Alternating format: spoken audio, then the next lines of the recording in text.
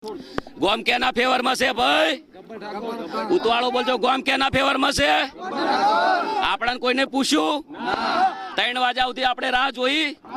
અમારો પ્રોગ્રામ હતો તો છતાં કેન્સલ કરીને અમે વાટ જોઈ, પણ અમને કોઈ બોલાયા નથી. અમારા ગામમાં કોઈ મિટિંગ પહેલા થઈ નથી અને બંધારણનું અમને કોઈ કીધું નથી. ઓલરેડી અમે મિટિંગ કરવા જ્યાં હતા કે અમારે ભાઈ અમારા જે આયોજક હતા પણ એમનું કોઈ માન્યું નહોતું અને આ પોતે ડિસિઝન લઈ લીધું છે અમને. બરાબર, એક વખત કાયદો હોય તો કોર્ટ બી પૂછે છે કે ભાઈ આરોપીને તારો ગુનો તને કબૂલ છે? આ પૂછવામાં આવે છે. કદાચ કોમના નિયમમાં સારું ફાંસીની સજા નહીં ને કાં તો મારે મરવું પડો યાર.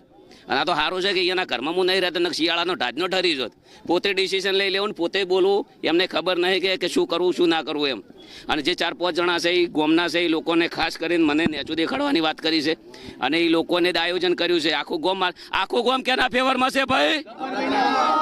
આજે અમે 3 વાગ્યા સુધી બેઠા છે. અમારા વડીલો, અમારા કાકા, અમારું કુટુંબ બધું. અમે પણ હવે જોરદાર મિટિંગ કરવાના છીએ. હું ખોટો હશું તો મારા ફેવરમાં કોઈ નહીં આવે. જે દિવસ મિટિંગ કરશું એ દિવસે ખબર પડી જશે કે ગબ્બર ઠાકોર સાચો વ્યક્તિ હશે તો એ દિવસે ખબર પડી જશે કે એમના ફેવરમાં જનતા કેટલી છે, સમાજ કેટલો છે. અત્યારે સમાજ બહાર કરવાની જે વાત કરી છે, આ વાતને આપ કઈ રીતે જોઈ રહ્યા છો? એ તો પોતે ડિસિઝન લીધું છે એમનું ડિસિઝન છે ને. એક સમાજના છોકરાને રોજગારી બંધ કરાવવાની અને 20 વર્ષનો ધંધો બંધ કરાવવાનો દબાવવાની વાત છે.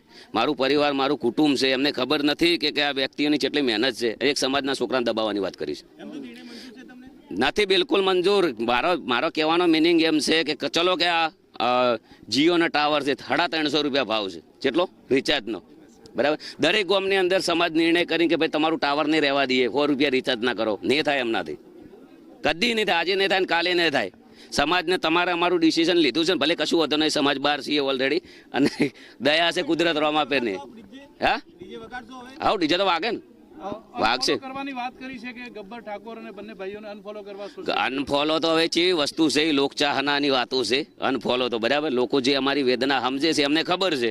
બરાબર, અને ઓલરેડી અમે લડ્યા તો અમુક ડીજે વાળા છે, સંગીતકાર છે, જે લોકોને રાત દાડો મહેનત કરી 20 વર્ષ જે સંગીતને આલ્યા છે એ લોકો માટે તો આપણે હવે કરવાના જ છીએ.